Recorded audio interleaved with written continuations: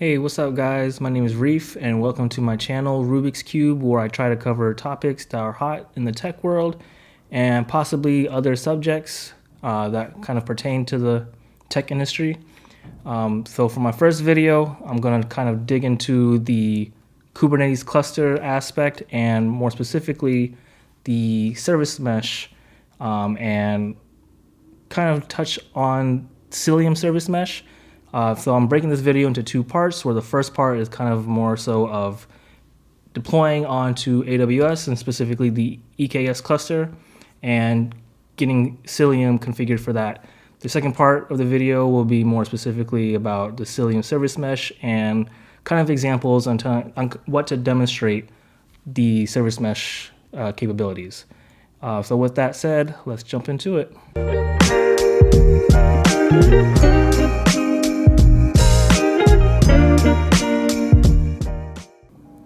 All right, so let's jump to it. So what we're going to do first is deploy EKS on AWS. And for those who aren't familiar with AWS is just a cloud provider in which you can deploy your infrastructure and a multitude of other various tools. But for the purpose of this video, I'm just going to, use a test environment to kind of spin up this EKS cluster. If you guys have your own, AWS account, or if you guys have like any free tier credits or just any credit to use, feel free to go ahead and do that. Aside from that, I don't know if they charge a lot depending on what kind of instances and sizes they use. So as a forewarning, just be kind of cautious of incurring charges.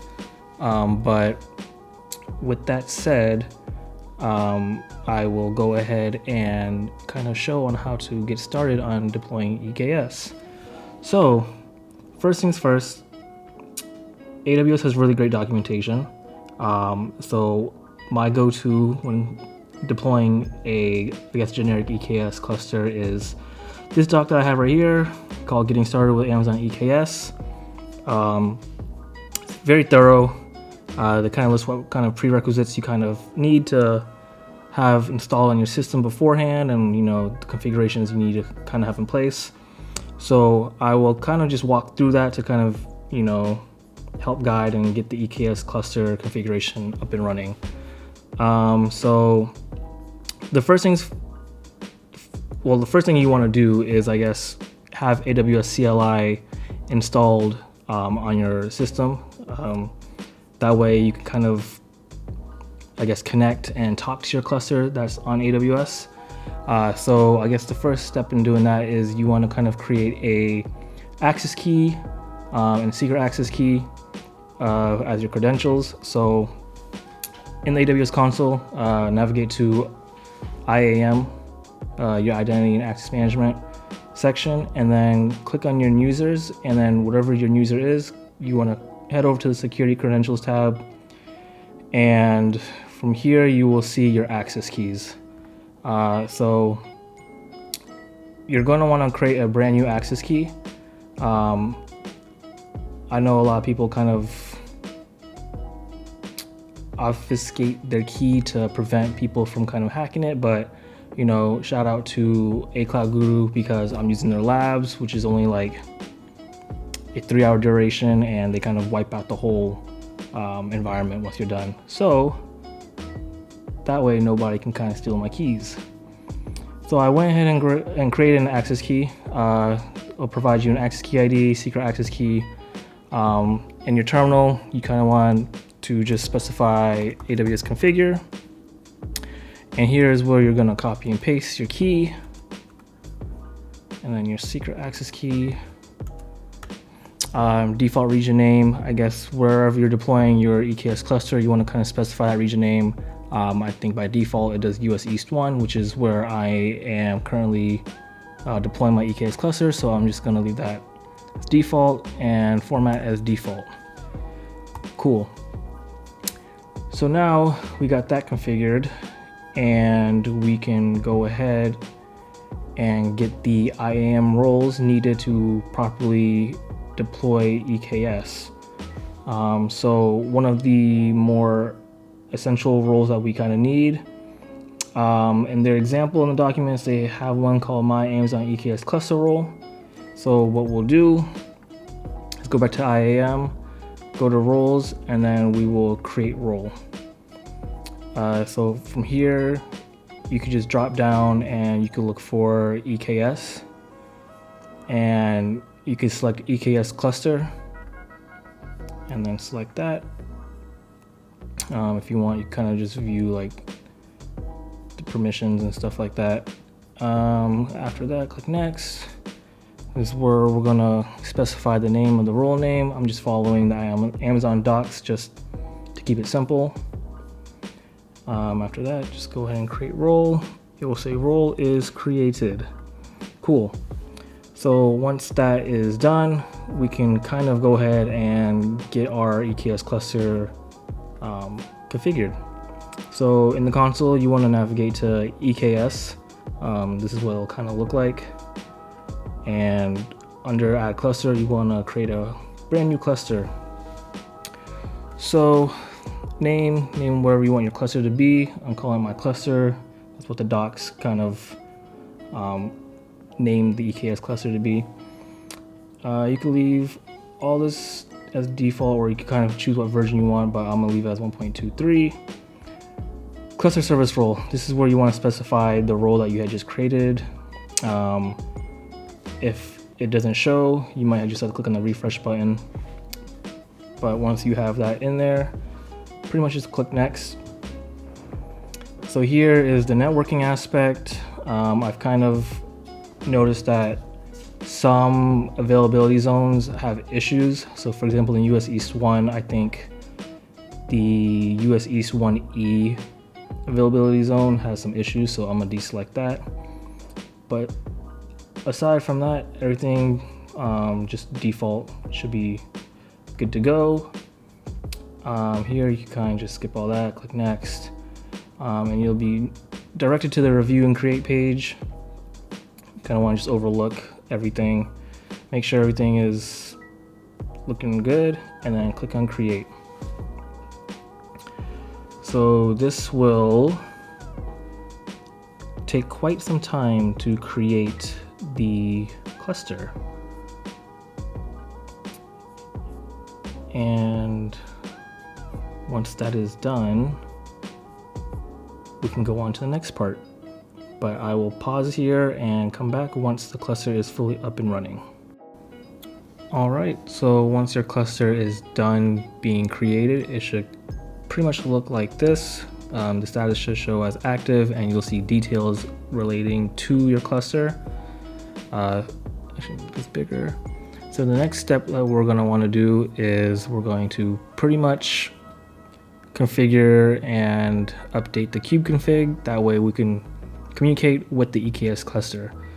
So what we're going to do here is just kind of copy and paste this command and then substitute your region code for whatever region you're deploying in. So for me, I'm in US East 1, and then I also got to specify the cluster name, and it was called my cluster. So cool.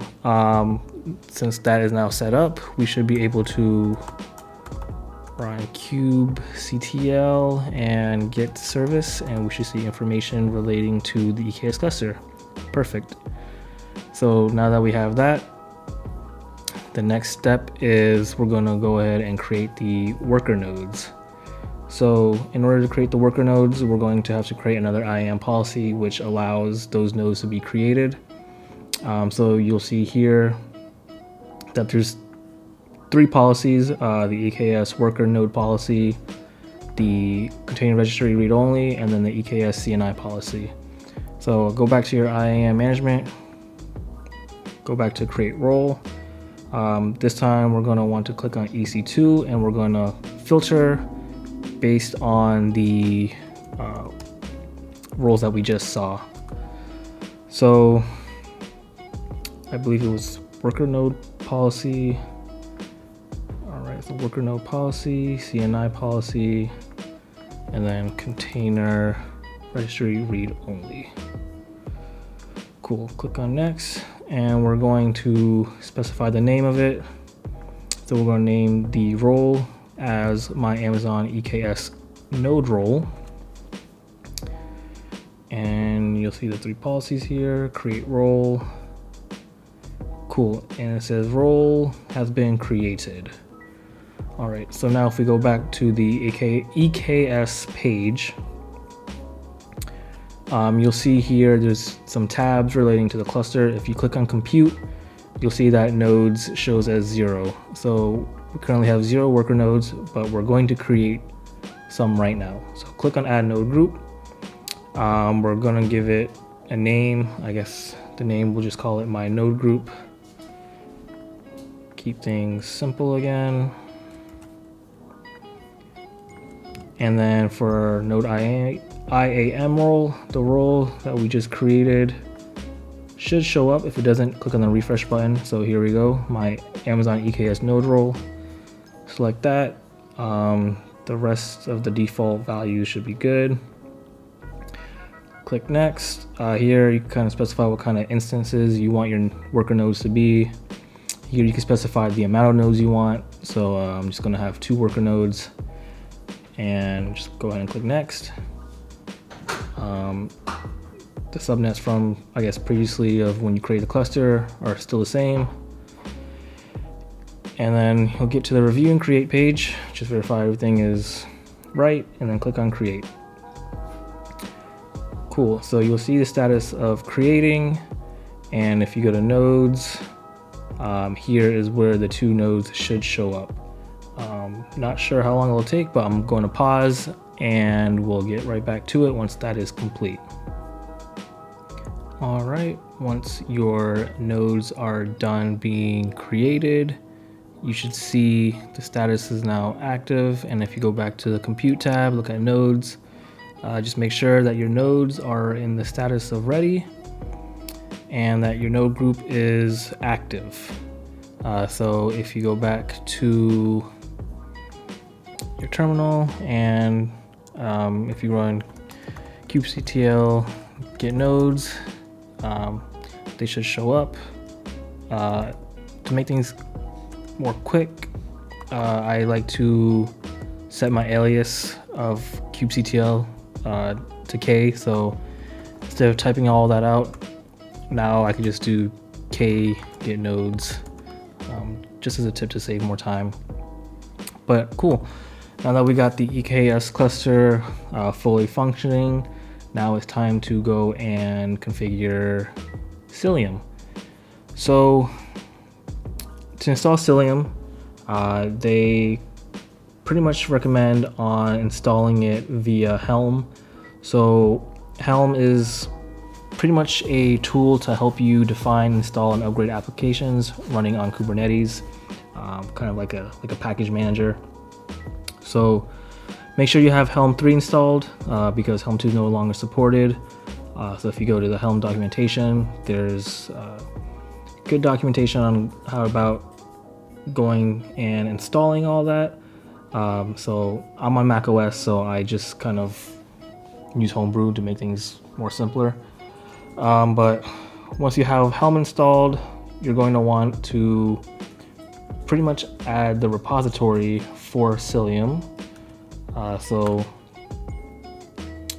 we're going to run that command to add the repository. I already have it added, so it's just skipping that. So with EKS, we're going to want to follow these instructions. Cilium will pretty much manage ENIs instead of VPC CNI, so we're going to have to delete the daemon set. So copy this line and paste it to delete the daemon set.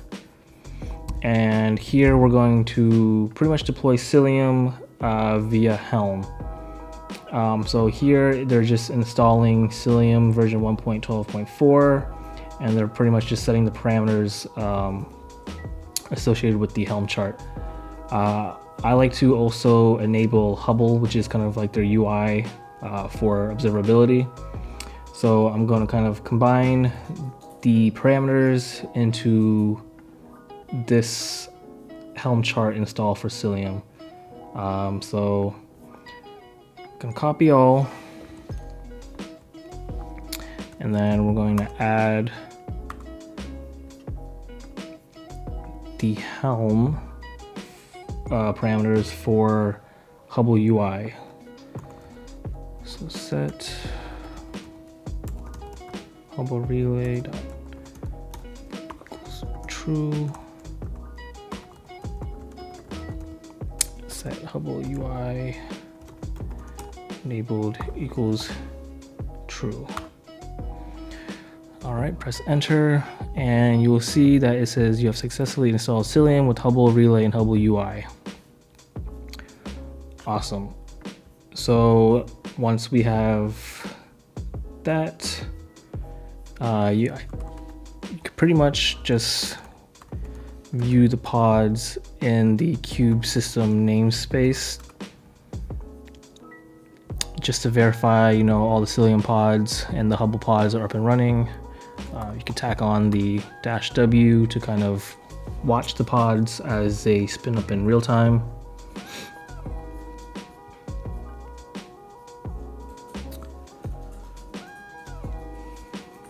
All right, and cool, all the pods are up and running. So now we're going to kind of validate the installation. To pretty much do that, just copy and paste the commands here. And then once you have that, you could pretty much just check the status of Cilium and verify that it's up and running. I've already done that stuff, so skipping that. But once you have Cilium status wait, you should see that you have Cilium is okay, the operator, and Hubble. And with that, we're going to run this last command to kind of validate the network connectivity. So connectivity test, this might take a while, but it pretty much just goes and validates that the network connectivity is up and running. And with that, that pretty much concludes part 1 of the service mesh video. So the next part, I will go and configure the service mesh for Cilium. Planning to focus primarily on the observability aspect and Hubble and getting layer 7 telemetry and all that to appear. I'll also go into more detail about the benefits of the Cilium service mesh versus other service meshes, specifically Istio. Istio is one of the biggest ones that is known to be running Kubernetes clusters, and just go over pros and cons about that. But with that said, that concludes part 1 of the Kubernetes deployment on EKS. And that is it. So thanks guys, and stay tuned for part 2.